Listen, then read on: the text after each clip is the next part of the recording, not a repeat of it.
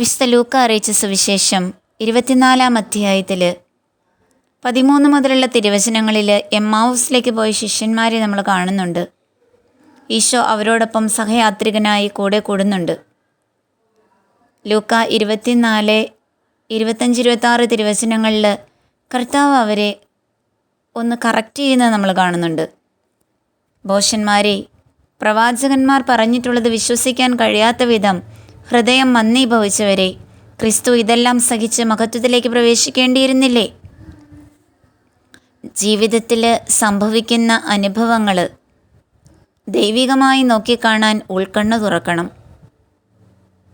ദൈവം തിരുവചനങ്ങളിലൂടെ തന്നിരിക്കുന്ന വാഗ്ദാനങ്ങൾ നിറവേറാതെ പോകില്ലെന്ന് വിശ്വസിക്കാൻ വിശ്വാസത്തിൻ്റെ വരം നമുക്ക് കിട്ടണം.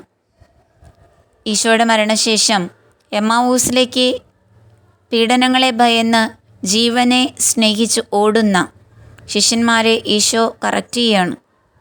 നിങ്ങളുടെ ഹൃദയം മന്ദീഭവിച്ചു പോയോ? ഭോഷന്മാരായോ നിങ്ങൾ? ക്രിസ്തു സഹിച്ചതൊന്നും വെറുതെയല്ല.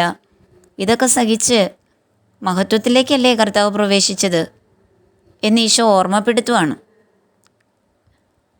എൻ്റെ ഈശോയെ, ജീവിതത്തിലെ സഹനങ്ങളും ദുഃഖങ്ങളും വിഷമങ്ങളൊക്കെ ഉണ്ടാകുമ്പോൾ, ഒറ്റപ്പെട്ടു പോകുമ്പോൾ പലപ്പോഴും ഞങ്ങൾ നിരാശപ്പെട്ടു പോകാറുണ്ട്.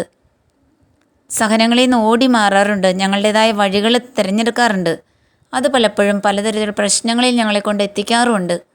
എൻ്റെ ഈശോയെ, ഏതൊരു സഹനത്തിനും അപ്പുറം ഒരു മഹത്വമുണ്ട് എന്നുള്ള ഓർമ്മയോടുകൂടി ജീവിതത്തിലേക്ക് കടന്നു വരുന്ന ചെറുതും വലുതുമായ എല്ലാ സഹനങ്ങളെയും കൃപയാക്കി മാറ്റാൻ, സ്വർഗത്തിൽ നിക്ഷേപം കൂട്ടാൻ ഞങ്ങൾക്ക് വിശ്വാസത്തിൻ്റെ ഉൾക്കണ്ണ് തുറന്നു തരണേ.